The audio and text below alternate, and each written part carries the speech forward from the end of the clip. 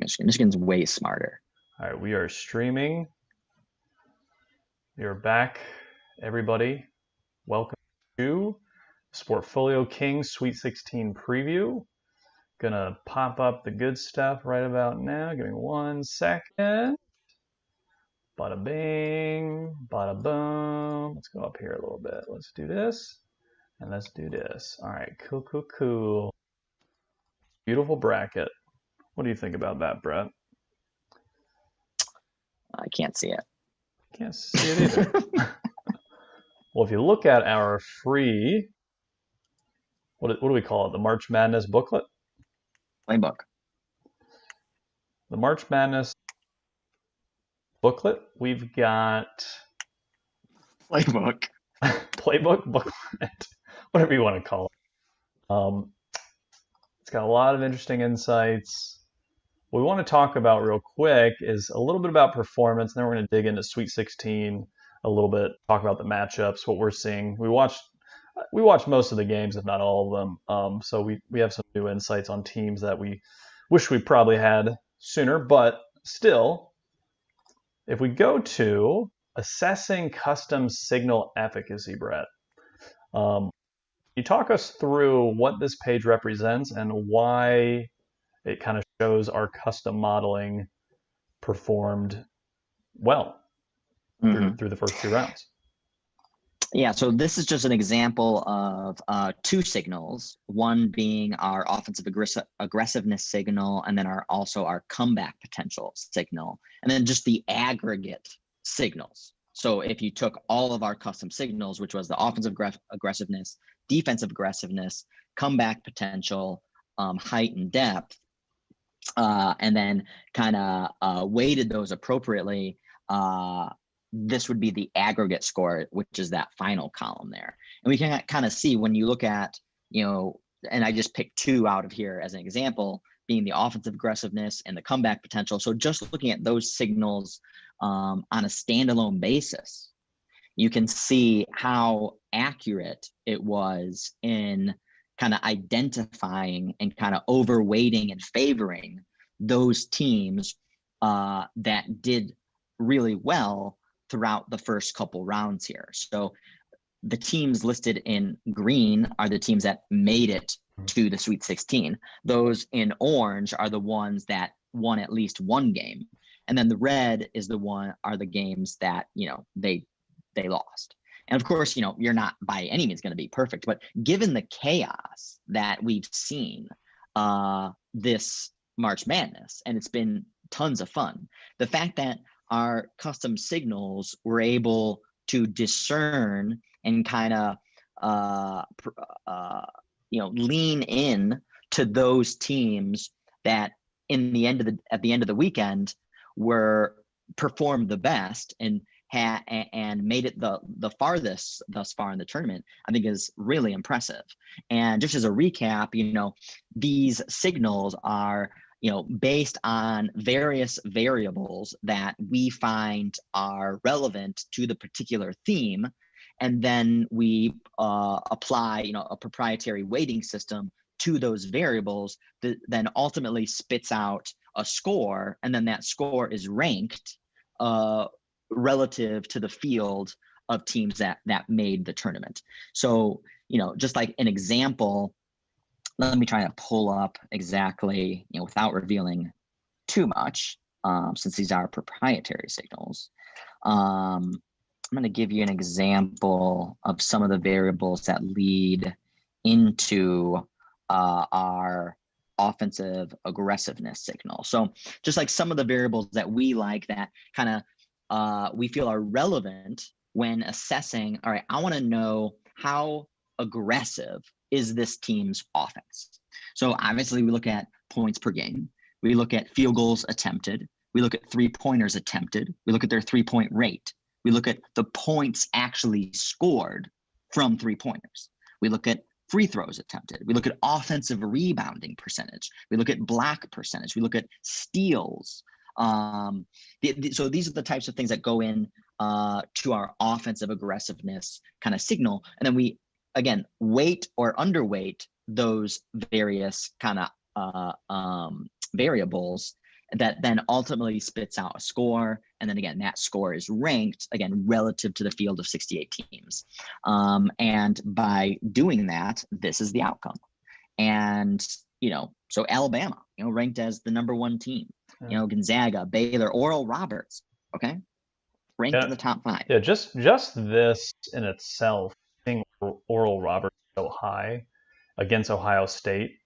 I mean, and if you knew anything else about these teams, like we started to pick up on as we watched some Oral Roberts games, and we mentioned it during the game when Oral Roberts was up in the first half, is that these teams are identical, like in the sense that the style of play and how they function, like they're almost, and that's how the selection committee likes to pit teams against each other, is they match them up. A lot of times they like to match teams up so they get competitive, good games. And Oral Roberts was basically like Ohio State Diet Coke, and you could see that on the tape. But I think the point is these numbers quantify that observation in a very nice, pretty packaged way. Yeah, and in both these example signals here, also really liked Syracuse, as we can see there. Then you don't see any San Diego State here, nowhere to be found. And so, that's just particularly like a matchup where you could lean with confidence into Syracuse. And then a whole host of, even so, like we have Ohio State, they scored pretty well in these signals. So even, for instance, your bracket, but when you would see that Oral Roberts is scoring as so high as well, this isn't something then you would just be kind of blindly just picking Ohio State over and over again, or by any means taking Ohio State minus 15, 14 and a half, or whatever. Remember, I said it, and I think I said it to you, it's why sometimes I like to, when I place a bet, I like to wait, is because the clarity of the signals becomes crystallized. And at one point, I think I mentioned to Brett, I'm like, how is this Ohio State line plus 15? It's ridiculous. It was so ridiculous, I didn't even register how ridiculous it was. It just seemed like, well, that's just because they're a 2 seed. It's all it was about. Because if you look at these signals, nothing, and Ohio State does not have a great defense, so it doesn't, so that's not going to come into play, there's nothing to suggest that Ohio State's going to dominate the game. They're just by any measures of anything. So this just kind of backs up that narrative. And if you just quickly go to the Oral Roberts page, just type in the Oral Roberts, bring up their kind of team page here in our playbook, and you can see, market outlook on them was a buy. We have our custom signals there to the right of the page. We saw their projected, upside, and that we could see them reaching the Sweet 16. And again, a lot of that was fueled by these custom signals that we built out. And again, this is something that we're going to continue to add to, especially for next season and this coming NFL season. And this is the type of thing that, hey, if you checked out our playbook at the beginning of the tournament and throughout those several days prior, when we were kind of talking through it and everything, this is not, post hoc analysis. This was there for you for free in the book.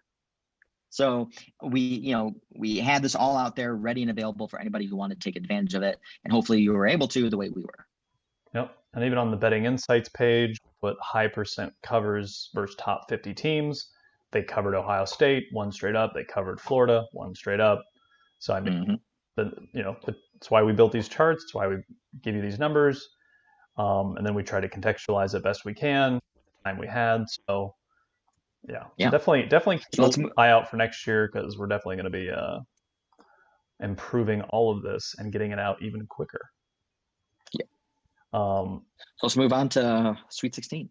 Sweet 16. Oh, and one more thing real quick that I want to mention about the collective signal score. What's interesting about this, if you look at it, is Texas, they lost by 1 point. Ohio State went into OT. LSU played Michigan real tough. Ohio won their first game. Eastern Washington could have beat Kansas. Eastern Washington was up by double digits. Yeah, I watched that whole game. Colgate was beating Arkansas by 15. That's right. So all of these teams at least could have or should have won their first game. So at minimum, I mean, this tells you all of these teams won. So we had a 15 seed. This could have all been green. And I think if we go back and look at the cover rate, I think most of these teams covered one or two of their games anyways. So, I mean, we'll look at the numbers later, but I bet it's fairly high, just putting that out in the universe. So yeah, let's go to one more thing. This is the custom experience signal by rank. Do you want to touch on that at all, Brett? Because this... Yeah, so this was especially good, and this is something that's worthwhile, again, thinking about for next season, especially as well as, the custom experience signal was very potent in the first round, especially. Well, which by the way makes sense because fundamentally speaking, teams haven't had a chance to play each other. That they're playing schools they've never seen before. A lot of them, they don't have any tape on. Some are overwhelmed with overwhelmed kind of energy of the moment. Yeah, so there's had long layoffs between games, so makes sense just from a fundamental standpoint. Yeah, and some of these teams that don't have stars next to them is because they played another team that it has a great experience on here. So Missouri, played Oklahoma. So Oklahoma was the 16th ranked, was also a very experienced team. Georgia Tech obviously played, Loyola Chicago. Texas played Abilene Christian. All those teams in the top here. UCSB, they should have won that game. In fact, they played a not a good game. Ja'Cory McLaughlin was basically shut down in the first half, and then finally started to kind of open it up a little bit in the second half. And there was multiple kind of just bad calls, or just the ball bounced in exactly the wrong way.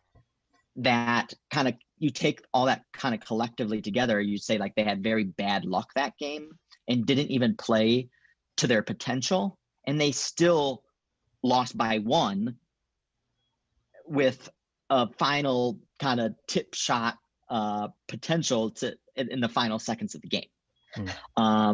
And I think that, UCSB, if they would have beaten Creighton, they would have then played Ohio. And I think they definitely would have beaten Ohio. Yeah.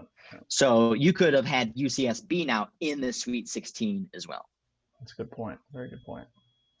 Yeah, no, this is I actually wish I utilized this more, personally speaking.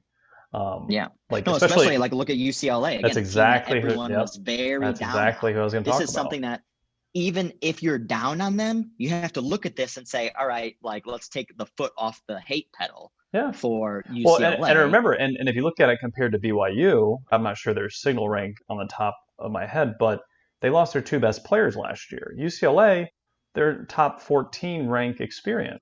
So and they played a game. So they have, and they played that bad first half versus Michigan State and really fucking turned a corner in that second half.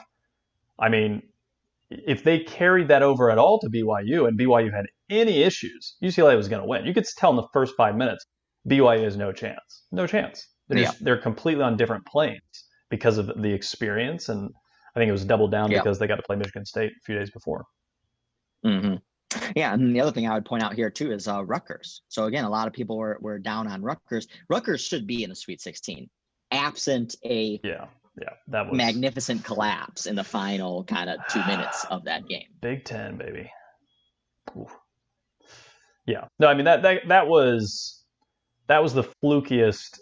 That was the most crushing loss for any team in the tournament so far. Was Rutgers. I watched that game, made a little money on that game on the Houston comeback, which is what we predicted. If you go back to the sheets, you can see Rutgers do not win by margin is explicitly stated in the Rutgers playbook. Rutgers do not win by margin. So when they were up 15, you could have got Houston plus 8.5, plus 600, whatever you wanted. Just letting you know, that's why we did this booklet. So it was there, and that's what gave me confidence to take Houston, because Houston looked like shit. But I was like, the book says, so I'm gonna follow the lead and get 20 points of live line value. Well, no, and that's why, again, you need to have a framework around how you want to bet these games, because if you don't, then you get wrapped up in the emotion of what is happening at that point in time. Mm-hmm. If you see Rutgers up 15, well, Houston sucks. Like they can't, like they can't come back. Like because they're down by 15. So they obviously have been playing poorly. And Rutgers has been playing great. And so people just want to think that, well, this is how it's going to be. Well, like you can't. But that's why if you have a framework around which to work and which to operate, can give you confidence to execute on those kind of opportunities as they're presented, even though kind of a standard emotional bettor, which is 90+% of bettors, you can break out from that weakness. Well, and especially with underdogs, something I learned, especially when you guys get into live trading, any games throughout, March Madness or in the future for anything, is, in regards to underdogs, especially high profile games like in March Madness, is the books don't want to reverse direction. So you can have Oral Roberts up 7, 10, 4, 15 points against Ohio State all game, and the line is not going to respect Oral Roberts even when they're winning by margin. The line doesn't respect them. Now, to Brett's point, when you have a game plan, when Oral Roberts is got the best scoring player in the league, they have experience, they have moxie, they have these variables that can definitely beat Ohio State, but the line's pretending like it's not possible when they're literally dominating, they're winning. You don't have to get the best price to still get value because you have a game plan and you know what you're looking for. So I took Oral Roberts against Florida and versus Ohio State live. I didn't get as good of a price as I would have pre-game, but I still got +3, +400, because once it was established that no, Oral Roberts is no doubt 50-50 to win this game. It's hit him up. Well, I'm getting what, 30% chance that this team can win? It's 55% chance they can win. So I'm getting the true value of how this game is going to play out, even if I'm not getting the live line value on, let's say, an underdog. So exactly, just food for thought for later. But let's get into the Sweet 16. Games start, I believe, Saturday. We're going to start at the top of this spreadsheet we got here. Right now, these are the lines. We have Villanova, Baylor. Villanova is +7 over 142. Is there anything about this game that you think, I believe the public money has been funneling on Baylor for obvious reasons. Mm-hmm. Is there something you see in this game that's worth mentioning? Well, I think first from a macro perspective, I think, you want to make sure you take into consideration that, so in a typical tournament, you have about 3.5, maybe 4, not really, kind of days off before the next game. And this is every team's got 5 or 6 full days off. So that's going to go big into the week to mitigating kind of the strengths of those teams that can kind of take advantage of another team because there's such a quick turnaround and it's hard to adjust to their kind of style of play, etc. Like, you're losing that benefit. And so that's the type of thing where I feel like, it's definitely going to come into play, especially as we kind of go through these games, is you just got to think, all right, these teams are now preparing for 5+ days for this game. So just always kind of think of that as you're kind of handicapping the particular game, because it's a very unique situation that's going to benefit some teams and not others. I wonder, on that point, if it's going to benefit teams on one hand that, like we've talked about already, that have experience, and then on the other that have experienced long layovers between games. Like Baylor had a COVID outbreak at one point, right? They didn't play for 2 weeks or 3 weeks. So I wonder if that gives those teams an advantage, because they've gone through the stretches of, we don't have a game for a while. So just something to consider. Yeah. No, yeah, and you're right. So the Villanova Baylor game, this is the public is pounding Baylor. 88% of the cash, 80% of the tickets. It's moved from 5.5 to 7, which I feel like makes sense. Yeah. So I think, everyone was super bearish on Nova going in, and you can look at our custom signals and say, well, you shouldn't have been. And I think we were talking about that early on, especially versus Winthrop for sure. There was a lot of kind of hot money on Winthrop as kind of like a favorite underdog to like win outright. And that was basically all coming down to the fact of like, there's no Colin Gillespie, which that is a big loss. It's a massive loss. He's a senior leader. He's their point guard. That's something we especially value. But it completely then ignored like all the other talent that they had on the team and the fact that they're super well coached. Mm-hmm. And I think we actually even said on the pod, we said if there's any team that could overcome losing their best player who's a point guard, it would be Villanova. Right. And then Villanova got, again, the benefit then of playing a team like North Texas in the next game, as opposed to maybe a more potent team like Purdue, especially offensively. And North Texas was running wild in that first game defensively, went to OT versus Purdue, and was just tired out, and by no means had the defensive energy in the second game, again, in a quick turnaround versus Nova. Mm-hmm. It's like that North Texas defense may be potent still if they had this 5 days of rest. Mm-hmm. But like when you play with that type of energy, the same thing happened with Abilene Christian versus UCLA. Mm-hmm. I mean, again, these were teams like running all over the place, had such a great defense and kind of, stifled their opponent, kind of by surprise. And then 2 days later, they just didn't have it anymore.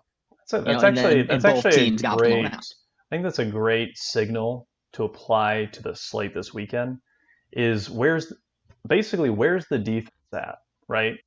And I mean, obviously, I think for this game, it's going to be Baylor. I think Villanova can play defense too, but Baylor is one of the better defensive teams in the country. So actually, I think honestly, looking to the under as well could be an opportunity. Obviously, you can play it live. There's definitely value to the under. This opened 133 and it's now at 140 something. So, I mean, massive move up. Yeah, that seems a little overreaction to how both these teams played last.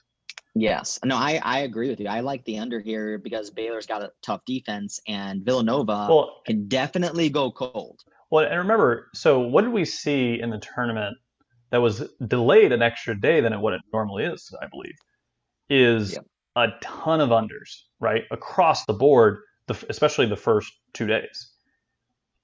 I think that plays That's a good point, too, because there's, again, more prep means you're more prepared. There's a lot of reasons, to your point. Yeah. More prep, more energy. What is defense? And you saw teams play really good defense in this tournament that don't play good defense 98% of the time. Well, how did they do it? Energy is the key to playing good defense in any sport.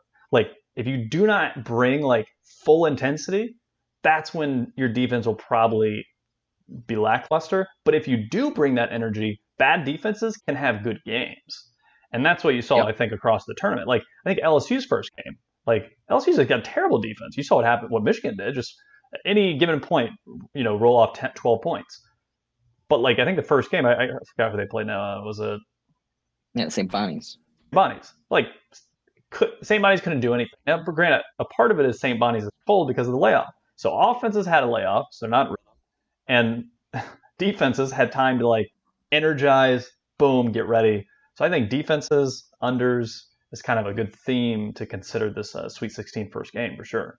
Yeah, I think I like that angle for sure. Yeah, and then from a side perspective, I would say, and again, you're getting a lot of value in this Baylor Villanova one right now because the books open this 133, and now it's almost 10 points that's crazy. higher. I thought it was a little high right now, but the fact that it opened at 133, I trust the books way more with their opening line. Market driving it up 10 points, like that doesn't make sense. So it's way overbought is basically what it means to me. Yeah. No, and I would say I probably lean Baylor on this as well. I don't love it because Seven's a tough college basketball Yeah. line because because Baylor also doesn't often win by like a lot of margin, especially versus a tough opponent. It's more like in that 2 to 6 range. So this is, you're in the danger zone here. And Villanova has an efficient enough offense and scoring threat that if it's close throughout the game and Baylor pulls away late and they're up 7, 10, 12 points, Villanova can hit a couple threes and they lose by 6. Like like that is definitely in play in this game, especially because unlike an LSU Michigan, is LSU could have won, LSU could have lost by 15. They did lose by a margin, but it's because LSU is scatterbrained. They're all over the place. So like if things go haywire, like who knows if they're going to be able to pull it together to come back in the last 2 minutes or not.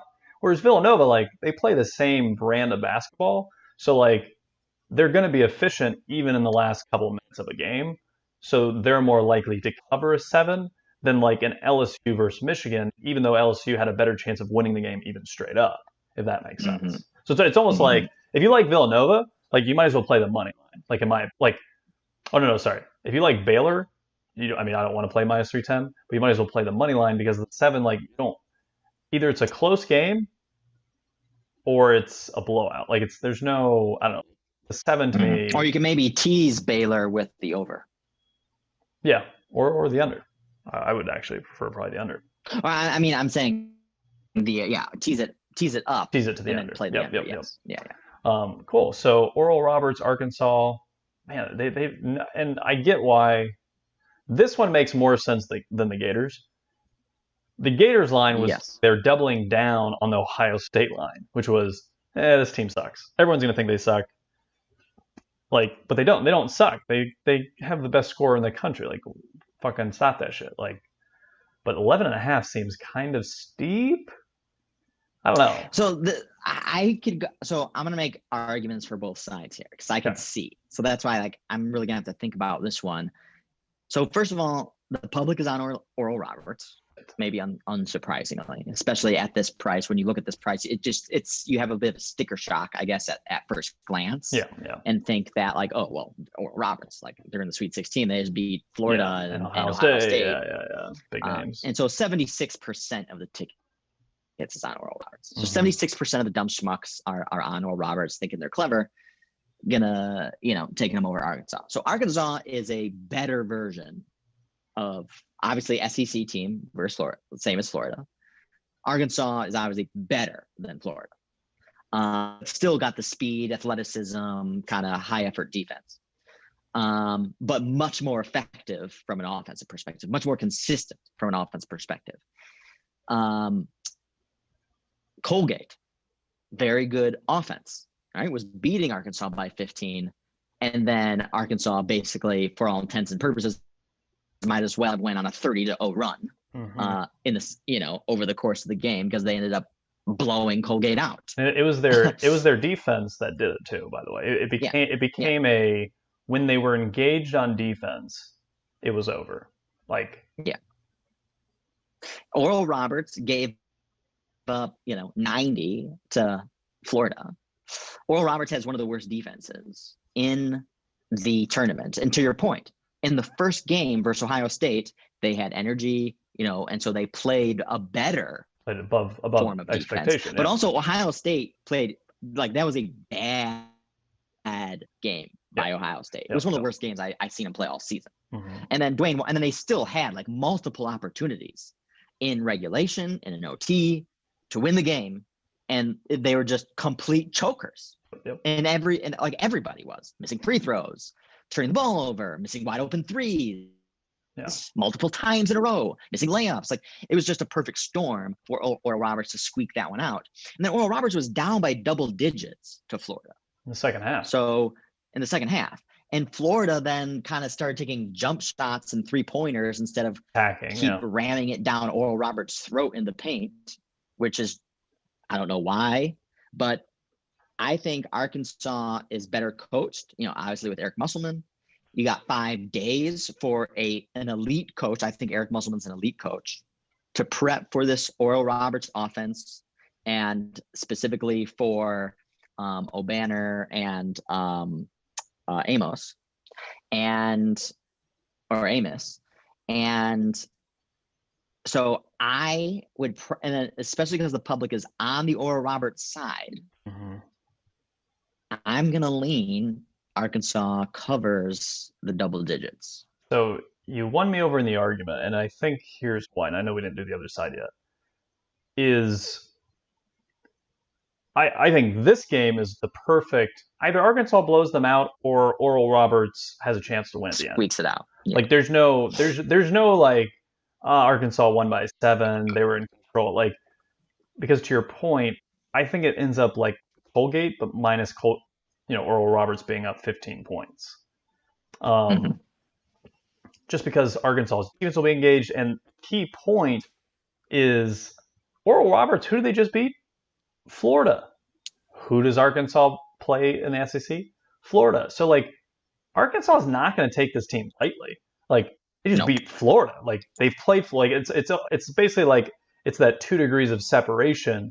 Like, oh, I can see them beat the team we've played, so therefore I feel like I'm engaged with this team. I'm not going to ignore them because I've never heard of them. Like, no, like they beat Florida. Shit. Like I got to take this seriously. So I don't think you're going to get an Arkansas letdown spot. I think if anything, you're probably going to get a more engaged Arkansas squad. What I would love to see in this game is Oral Roberts, kind of like a Colgate, maybe goes on an early run, get this bought down to like a 7, and then buy Arkansas. I think would be awesome. Yeah, and I mean, and that could definitely happen. But I could also see Arkansas just running away with it from the get-go, and Oral Roberts is playing catch-up the whole game. So because the one thing is too here is Oral Roberts is one of the most inexperienced teams. They're one of the teams that have kind of overcome the inexperience to play really well, but Arkansas is also inexperienced, so you can kind of like cancel that out, and that's why I think this then kind of goes up to then, well, who has just the most raw athleticism and who is coached the best. And I think that's obviously going to be definitely Arkansas. And Oral Roberts had 2 nail biters. Like, I mean, they're 15 seed. Yeah, I'm sure they buy their own hype, but like there's a level of like, are they really prepping? Are they really tuned in? Like, or are they happy? Like they accomplished something no one thought they would do. Like it's impressive. It'll go down in history for them. Like they've already won because there's such a small seed. It's kind of like the 16 seed that beat Virginia. It's actually better than winning a championship, because someone wins a championship every year.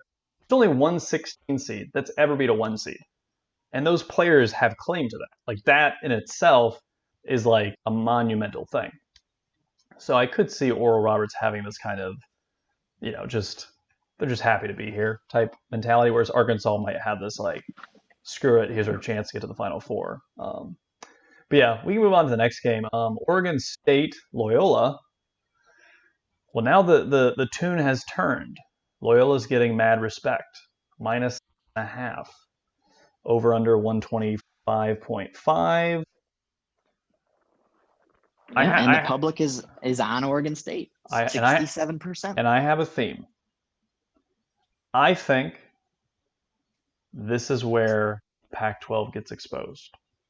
I think it goes back to, I think the Pac-12 is like the SEC. Yes. But better buttoned up on offense more often than not. But still unpredictable, still wild. But for some reason, it all kind of worked out this first weekend. I think you're going to see now the inverse start to show itself this weekend. And I think it probably starts with this Loyola Oregon State game. Well, I think like even more so than, talking about the Pac-12. Because I mean, what's really eye-opening? Is it the Pac-12 success or the Big Ten's pathetic performances? Yeah, but I feel like it's more surprising about the Big Ten's pathetic performances, but it's what you've seen is essentially like the SEC and the Pac-12 play at like a different speed than the Big Ten, and it's like the Big Ten like cannot adjust. You saw. I mean, or I think you're literally super smart, super well coached, had the experience of a team like Michigan, and you kind of barely squeak it out against LSU, what some people think is like the fourth or fifth best team in the SEC. Yeah, LSU easily could have won that game. There were 3 points in the second half. I was like, well, I guess LSU's going to run away with it. Like that's how volatile. They were up by 10, but one of the reasons why I never bought into it is because I think, like we even probably say in our playbook here, is LSU. They give up leads. That's what they've done all season. That's because again, they're one of the most inexperienced teams, and Michigan is one of the most experienced teams in the tournament. So you could see how like they wouldn't be able to hold on to such a lead, but you could see like LSU's athleticism and just like raw kind of scoring talent was far superior to Michigan's. Michigan had to scheme their way to that win. Yep. This is basically outsmart LSU. Yes. But yeah, no, and the great example too is Oregon, Iowa. Iowa got ran out of the building. Could not, like, literally just could not keep up, man. Like, obviously Oregon was hot and all this other stuff, but Iowa scored. I mean, they were, what's the name, scored 35 points. Like, they had everything set up the way they wanted. They still lost by 15. Like, no chance. Yeah. No chance. So yeah, Oregon State, Loyola. I mean, Oregon State, like Oklahoma State was not ready to play that game. Like their best player had like 0 points in the first half. Well, first of all, one of the things why, I wish we would have thought about it, and I think we talked about this, but we didn't express it as meaningfully as maybe we should have, is these types of teams that have the number one pick, unless they're complemented with like truly great complementary talent, the team usually does not go very far. Like I'm thinking like, especially like, like that UCLA team a couple of years ago with Lonzo Ball. Like the team just basically like just no-showed. Yeah. And it was just like, I feel like Duke, who gives a fuck? Like Duke with Zion. Like, yeah. Jabari Parker with Duke back in the day. Yeah. Well, Jason Tatum's Duke too. Jason Tatum. Oh, Brandon Ingram's Duke. Yeah. A lot of Duke.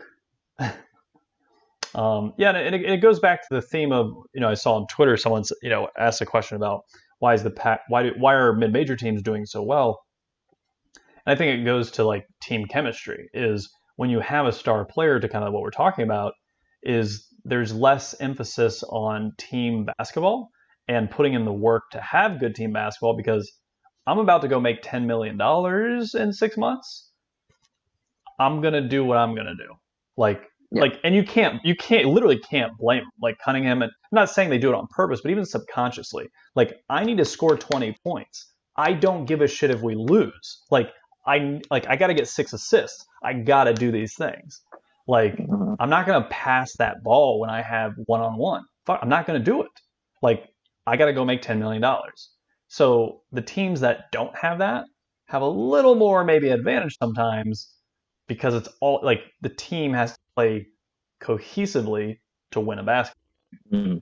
Well, the other thing is too, is like, again, what we should have thought about even more so is the teams with the name brand players on them are almost like intrinsically overrated because of that. Yeah, that's a good point. Yeah, the star potential, basically. Yeah. It's a very good point. But yeah, so do you have a lean on 6.5? I definitely don't like Oregon State. I don't know if the Pac-12 is going to be exposed. I think they clearly are better than a lot of these people thought, teams. Yeah. Like, because they have like good defense, they have 3-point shooting, they have athleticism, and I think it's just especially relative to the Big Ten, which, I mean, again, just totally exposed. It's just, But it does seem a little rich though. 6.5. I mean, Loyola played great versus Illinois. Like, is that where this, like, the line doesn't really make sense to me? Like, because Loyola was an 8. Weren't they underdogs, or were they barely favorites? No, they were 5.5 favorite versus Georgia Tech. They were. Yeah, and it was mostly because, like, I think they were -1 or -2. The injury to Georgia Tech. Yeah. And then obviously underdogs to Illinois. They crushed Illinois. now -6.5. Like, I don't know. It seems like the books have reversed course a little bit. Like, oh no, Loyola's actually really good. Like, it didn't seem like they respected them to begin with. So that's why this line throws me off a little bit. Like, I would have expected it to be like -3.5, -4. Yeah. Well, the thing is, and I wish that, like I feel like I watched, like 2 or 3 Loyola games this year. I wasn't impressed by any of them. Um and so I kind of just discounted. I feel like I kind of dismissed them too recklessly, like without too much thought. Like I should have thought about it more, especially like a lot of the kind of advanced statistics, especially like NPOM, for instance, like loved Loyola. And there's other people, other handicappers that we've talked about, like that also really likes Loyola. And I mean, it's something, I guess, I feel like I brushed it off too, just too swiftly, and shouldn't have done that.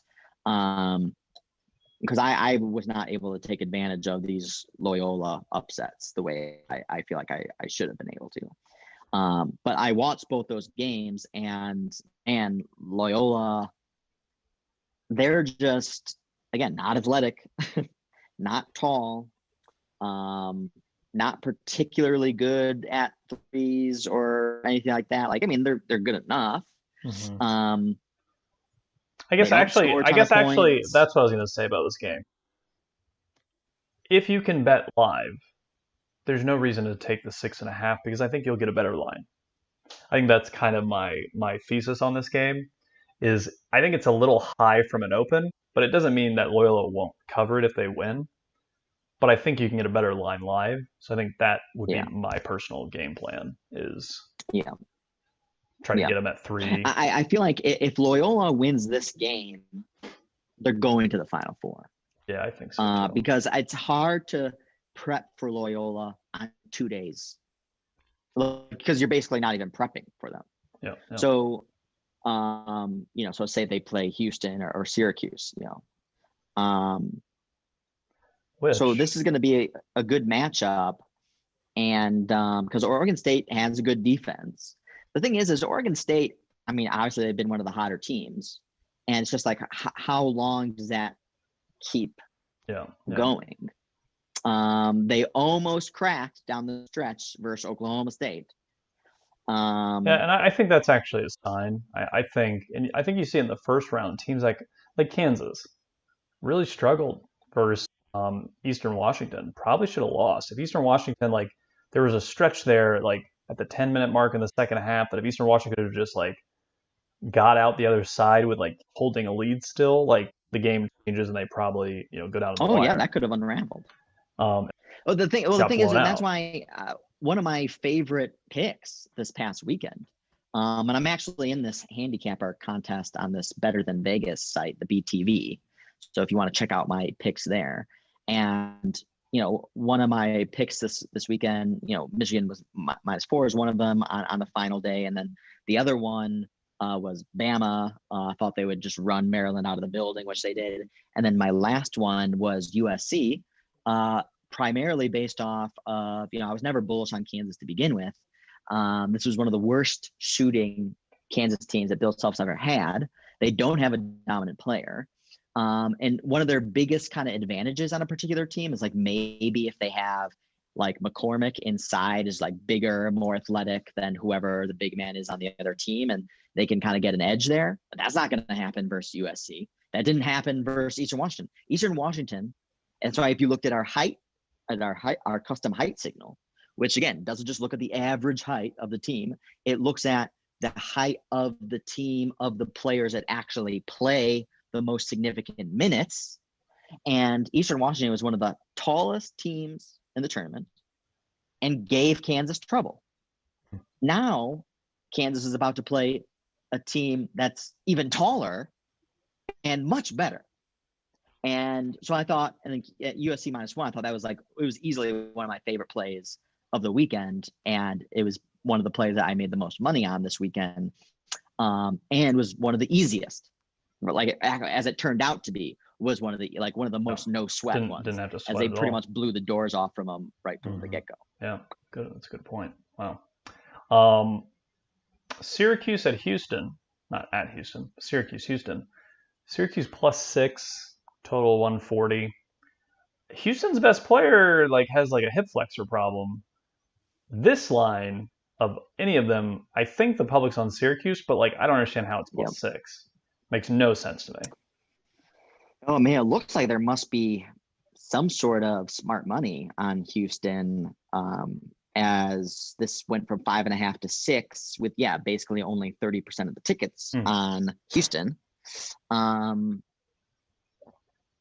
I saw a handicap out there that basically said, and this is one of the games I was going to bring into focus around the macro theme that we kicked this kind of call off talking about, is Syracuse zone defense hard to prepare for on a short turnaround.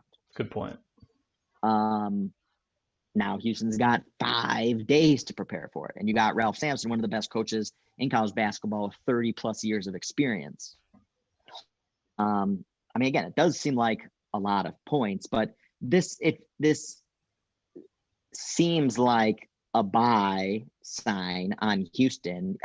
I can see how the variables line up for Houston to cover this number, because basically every other kind of superficial handicap says Syracuse. Well, Houston, barely beat Rutgers. They should have lost. Syracuse is dominating opponents, and now Syracuse is +6. Well, and that's why 70% of the tickets is on Syracuse, because a superficial handicap says, well, this is Syracuse slam dunk. And again, Syracuse is still coached. They have one of the best coaches, especially one of the best tournament coaches as well. And they can get super hot from 3. But I know Houston's defense also has an especially good defense at guarding the 3. Yeah, that's a good point. So, these are the types of things just to take into consideration for this. I just don't think it's as easy as some people want to think that it is. Yeah, that's a good point. So this is another one that, in that case, if you could get an early Syracuse lead in the first half, getting Houston, and again, especially when you're looking for a comeback team, there's 2 ways to look at it. A super dynamic, potent offense on one hand, but a very capable defense on the other. You got to get stops. As you saw with Iowa. Iowa can score. Iowa can hit threes. They got a go-to guy and get a bucket anytime they want. Once they were down 10, never got close again. They did it at 6 once. But it can't get stops. Cannot get stops. Houston, even if Syracuse got on a run, 10-0 run, they can go on a 4-minute drought. Houston can get those types of stops. Well, no, Syracuse was up 17 points to West Virginia and gave it all up, and then was down by 3. That's a good so point. Basically gave up a 20 points margin. To a team that doesn't have as good of a defense as Houston, mind you. No, definitely not at all. I just think the aspects that Syracuse gives teams problems with is not going to be as potent versus Houston. Yeah. That's what I mean. Although if you can see Loyola versus Syracuse in the Elite 8, man, that would be a good one, because I feel like they would both. It'd be hard to match up versus the other side in such a short period of time. Yeah, that's a good point. Probably a low-scoring game. So I'm going to say that's the matchup I'm rooting for is Loyola versus Syracuse, just because that it would be really interesting to watch. And we've seen Syracuse this year kind of lose by margin. So I almost think it's Syracuse straight up, or it's Houston wins by margin, pulls away late.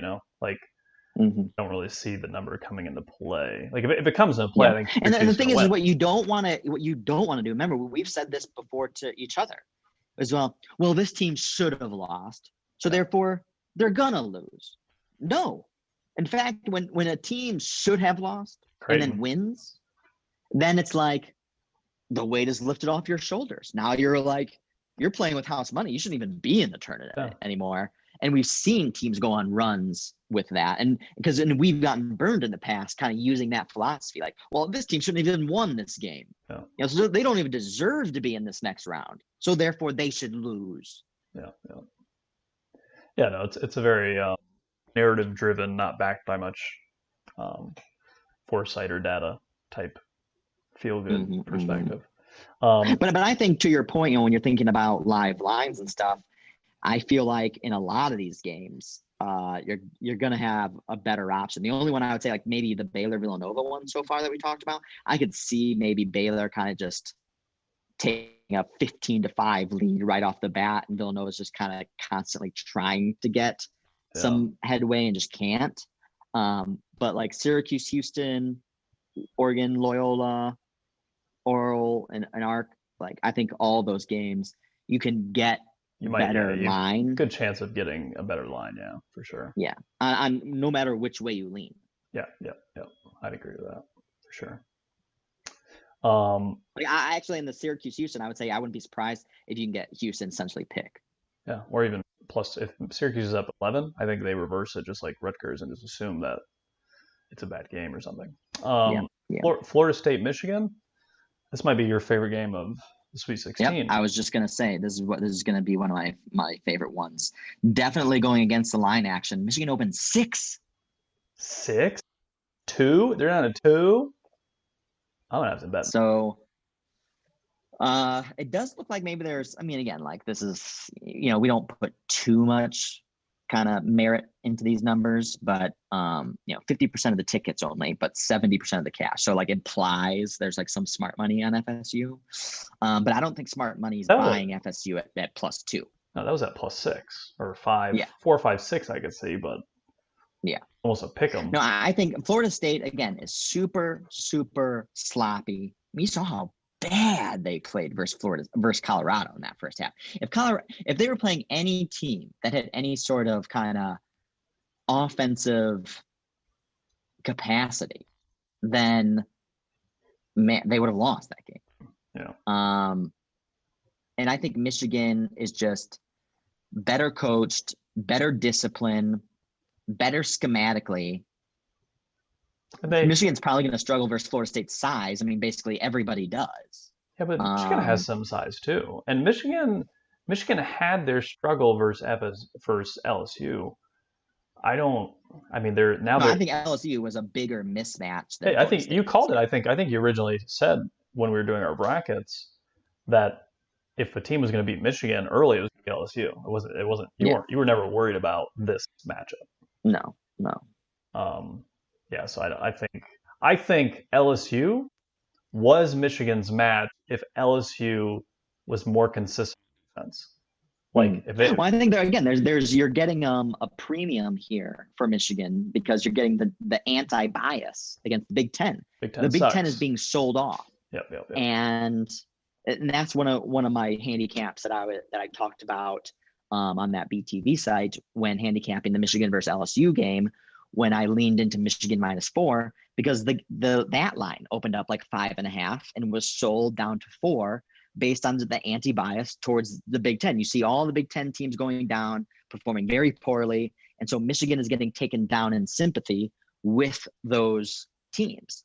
And Michigan is clearly like the cream of the crop of the Big Ten, like they always have been. And they clearly are. I mean, are they the only Big Ten team left? I think so. Yep. Well, and that makes sense. They're the best team. I mean, and because they also, and they're the best team, but they're not. Like you can see the best team in the Big Ten, again, just like struggles versus a medium team in the SEC. Yeah, I agree with that. But I agree with FSU is so inconsistent that I think. Yeah, Michigan, and I'm not gonna by no means lever up on this Michigan because Florida State is capable. If they play a supremely good game, they can definitely. Yeah, they have more NBA star type talent, so they definitely if they're hitting on cylinders, they could blow the doors off. But I think though if this is the type of game, if you could get Florida State up double digits, I would buy Michigan for sure. because Florida State goes on droughts, turns the ball over a ridiculous amount. Sloppy, yeah. Yeah, and can loses focus, can get cold from three. So again, if Michigan plays that same sort of schematic game, because this is going to be another game where Michigan is clearly playing an opponent that has far more athleticism than they do. Yeah. And that has what's been hurting the Big Ten. But at 2, yeah, I mean, I definitely like Michigan. And you're probably going to be able to get a better line in this as well. But if Michigan has a good game, like an A+ game, and then they could blow Florida State out. Yeah, I think the leverage point or the pivot point is Michigan way better chance of blowing out Florida State than Florida State blowing out Michigan. So in that sense. But moving on, Creighton Gonzaga 13. No respect to Creighton. 158. No, and they shouldn't. So you think Zags will probably take care of this, no problem? Yes. I hate Creighton. I mean, again, they should have lost in the first round. SB, yep.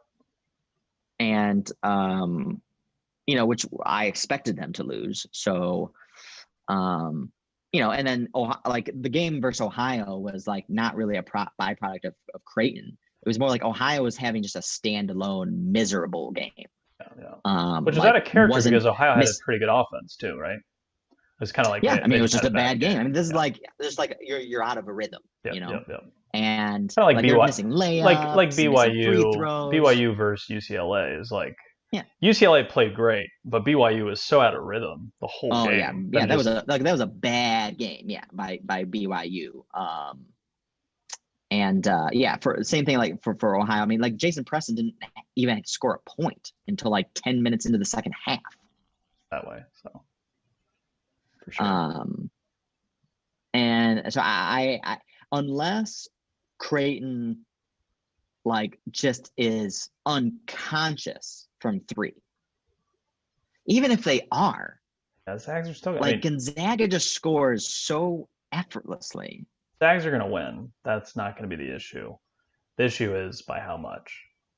And I think they can definitely cover. And will you get a better line on Zags? Can Creighton go up early, get on a hot streak, go up 20-12? No. I mean, obviously, yes. Yeah, obviously make it happen, but I like I mentioned, I thought Oklahoma was going to give Gonzaga the biggest trouble. I mean, and Oklahoma hung with them for the first half, the whole game. Yeah. Like they're always kind of like they were up by like 10 or 8 points in the early on, and then they always hung kind of within that 10 range. And then it kind of, got away at the very end due to fouls and like jacking up shots and stuff. But if Oklahoma was at full strength with their second leading scorer playing the game and not having COVID, I think it could have been even closer. That's a good point.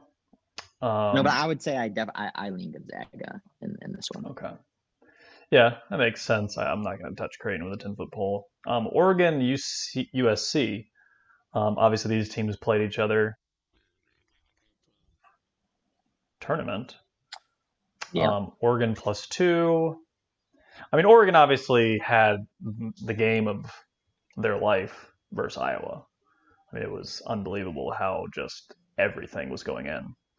And some of it's just because of who they were playing. But what do we think about this game, this matchup? I've seen, didn't they played like 3 weeks ago, and USC I believe was up like 19-4 in the first 10 minutes. Yeah, at home. I would say this is a conference matchup. So like the whole calculus of handicapping this game has to be different than all the other games. And because these teams are familiar with one another. That's a good point. And so like the extra 5 days like is irrelevant. Like these teams already know who each other, who they are. So I just think you just take the points. Yeah, and then take the experience. Oregon's the more experienced team. Yeah. No, I like Oregon +2.5 for sure. And the only thing I would caveat is Oregon, they both had great games their first game, but USC did play 2 games. Oregon only played 1. I mean, are you going to have like coming out of nowhere having an amazing game, 5 days off, and have another amazing game? Like it's kind of very difficult to I don't do. think they need to have, first of all, I don't think either one of these teams is going to have an amazing Sure, game. sure. Because again, they just know each other too much. Yeah. And that's why I think it's going to be a grinded out battle. And that's why you take the points here. And again, I think what you mentioned, which should be reiterated, is experience. Oregon has a clear experience advantage in this game. And USC has got those NBA, Mobley, like thinking about the draft, I mean, it's like they're going to play hard, but they're not going to be diving for balls and possibly, breaking their ankle. Yeah. That's a good point. Whereas Oregon will, also, LJ Figueroa for Oregon, transfer from St. John's, senior leader. I think it was a great transfer. He didn't play that well during the regular season. I was disappointed, but I mean, he had a good game the other day versus Iowa, and he could really play a factor moving forward. And Oregon has the bigs, like they don't, obviously no one has the size of USC except maybe Florida State. Which that would be like a really great final. That's not going to happen, but that would be an interesting matchup in Final Four, Florida State USC.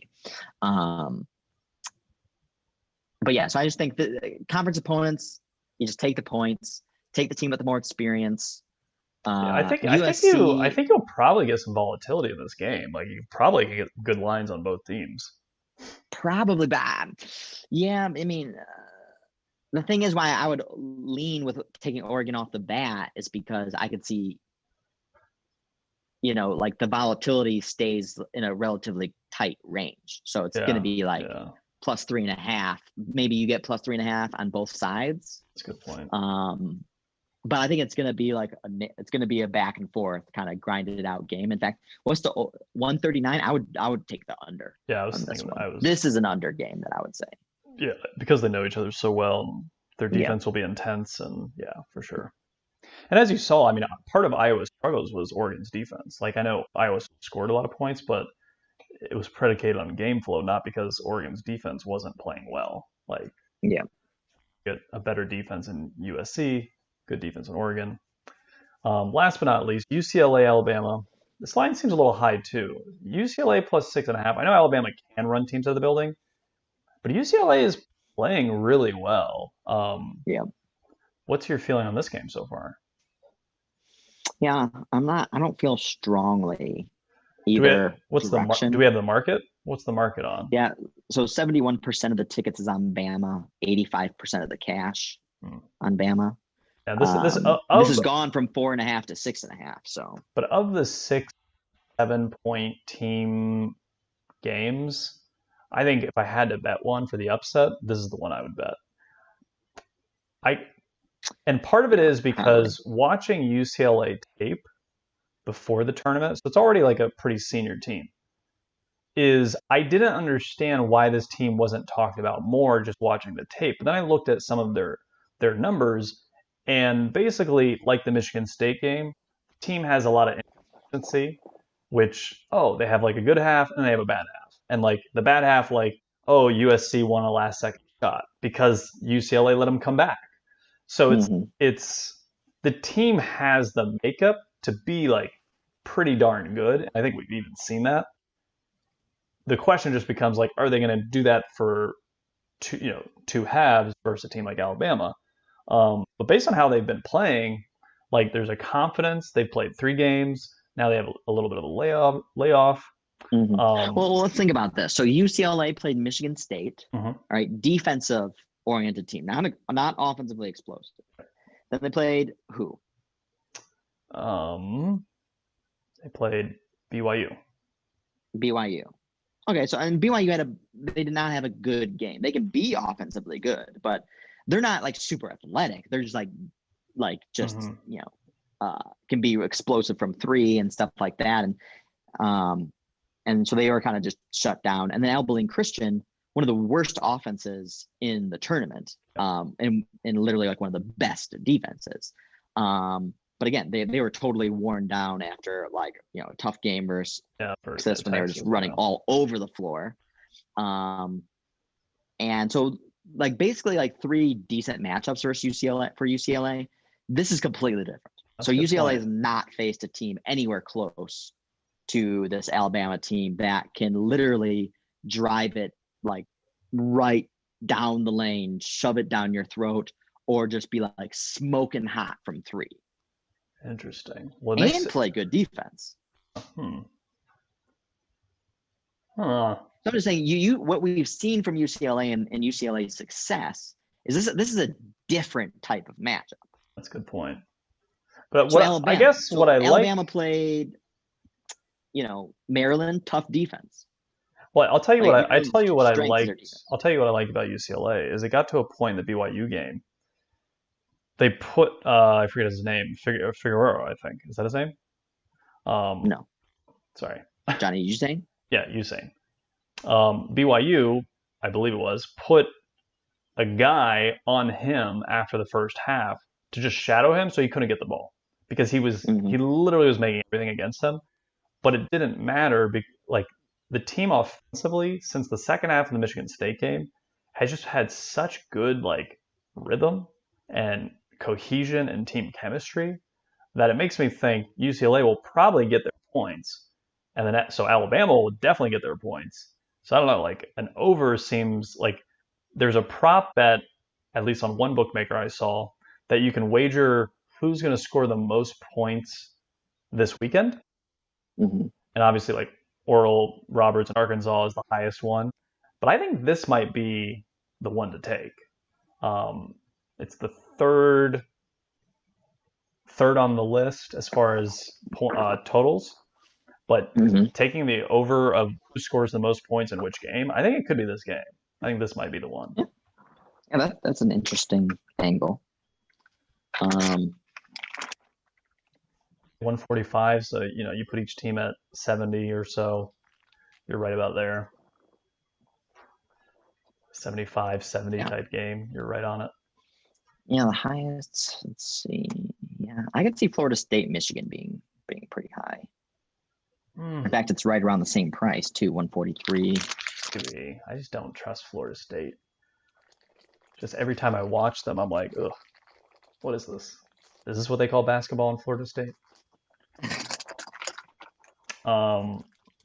Yeah, I mean, sounds good. I mean, any final takeaways or anything moving forward, or who's your new Final Four out of this? All of this, is Loyola gonna go all the way? Are we gonna get? What do you think? I mean, do you think? I think looking at these futures prices. So I think Baylor is a brilliant bet right now to win the championship, because I think there's a high probability they get to the championship game. I think they're definitely going to beat Villanova. I think probably beat Arkansas, and then I think they definitely beat whoever comes out of the other region. I think they would definitely beat Arkansas because it'd be just a huge mismatch in experience. And that too. And so I really think they have 3 games in a row coming up that they are definitely going to win. So they're going to be in the championship. But see, the thing is like I think you're saying they definitely get to the championship or the Final Four? Oh no, the championship. I think they beat Villanova, beat Arkansas, and then probably a Loyola or Houston type team. See, I think a Loyola could give them trouble. Trouble, yes, but I think they come out the other side. And so maybe it's 50-50 in the end, but I like what Baylor brings to the table to squeeze that game out. That's why I like Baylor to be in the championship, probably versus the Zags. Maybe the Zags slip up somewhere. I think if the Zags slip up at this point, I think it's going to have to be in the Final Four versus Alabama or Michigan, maybe. Like I just don't really see them slipping up versus Oregon or USC personally, but I mean, they can. No, I mean they could if they face a hot Alabama, they could definitely lose. Yeah, Alabama could be like that Auburn game. Yes. I mean, when Alabama like really gets going, like man, I think they're one of the funnest teams to watch. Yeah. Yeah.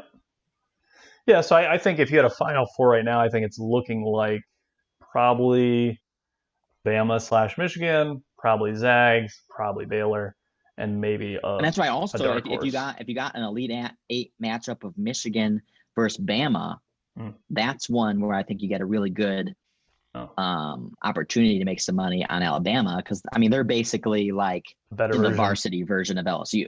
Exactly. I like that. I like that a lot. Actually, getting Alabama then to the Final Four. If you could bet that, that sounds great.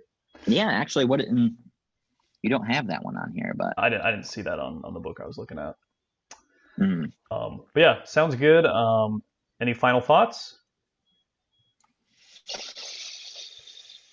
No, I think that pretty much wraps it up. But what would you say is your champion right now still? I'm gonna Still be Gonzaga? I'm gonna be a little bit of a pivot. I'm just gonna say Baylor. I think Baylor is gonna have Oh the wow. easiest path to get to the championship from here on out, and then they just got to win that one game, and they have the experience. And Zags actually no, they got a lot of other pieces that came from a lot of different places. Baylor would be probably Yep. the biggest game that they've had all season. Baylor is super battle tested, so in that Remember, and Baylor from the Big 12, Mhm. and Gonzaga's biggest, toughest test this year was West Virginia. It's a very good point. It's a very good point. Yep. So yeah, I think Baylor is based on who they have to play left. I think they're set up best. So and you have better odds than Gonzaga, so you get a better price. Yep. So Yep. and again, if they just get to the championship, you can always look to live hedge, or flip to the other side free. So it gives you options, which is always good in my opinion. Mm-hmm. So you really like the Baylor minus 142 to just get to the Final Four? Oh yeah, I think that's a great bet, just in general, to do it. Because I mean, I think Villanova to beat them is going to be a tall order. So, Arkansas, probably. But that's it for me. Good stuff. So I guess we'll have our next stream when we go into the Final Four. Yep, sounds good. Thanks for tuning in, everybody. Till next time.